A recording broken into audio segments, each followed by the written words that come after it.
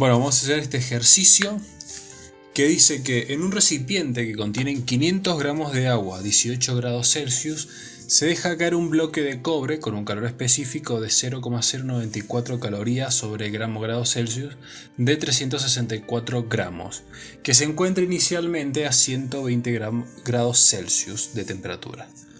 La pregunta es cuál es la temperatura de equilibrio si se desprecia el calor absorbido por el recipiente.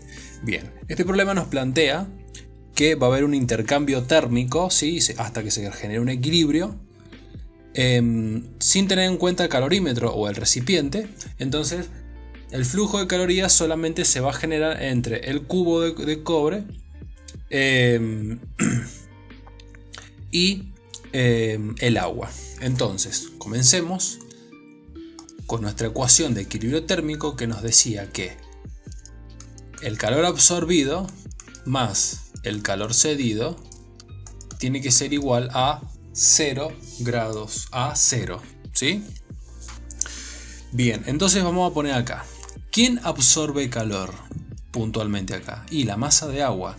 Entonces va a ser la masa de agua por el calor específico del agua por la variación de la temperatura que sufre el agua, más ¿quién cede calor? Y el cubo de cobre. Va a ser la masa de cobre por el calor específico del cobre por el delta de temperatura que tenga el cobre. Y todo esto tiene que ser igual a 0. La masa de agua va a ser de 500 gramos. El calor específico del agua siempre es el mismo y va a ser una caloría sobre grados Celsius. El delta de temperatura, ¿cuál va a ser? La temperatura final, que es nuestra incógnita porque nos pregunta cuál es la temperatura de equilibrio. Y habíamos dicho nosotros que la temperatura final es la temperatura de equilibrio, ¿sí?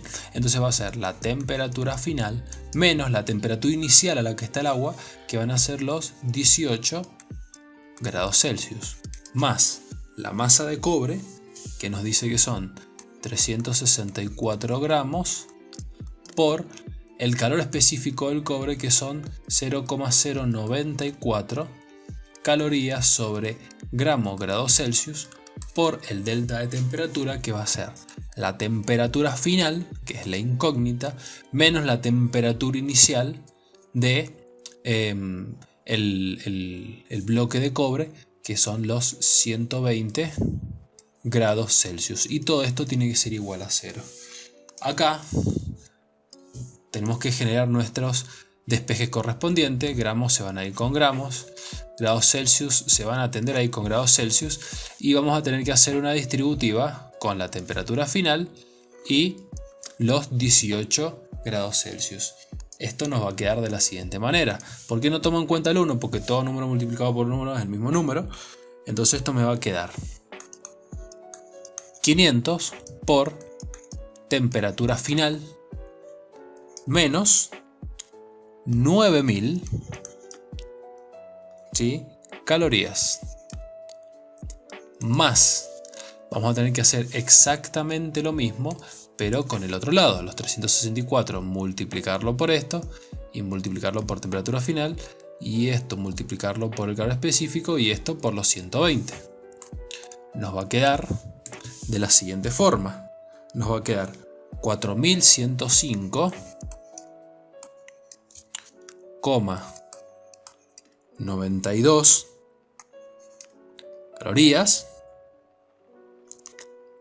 más 34,2116 temperatura final. Fíjense que temperatura final se repite porque es nuestra incógnita, y todo esto tiene que ser igual a 0.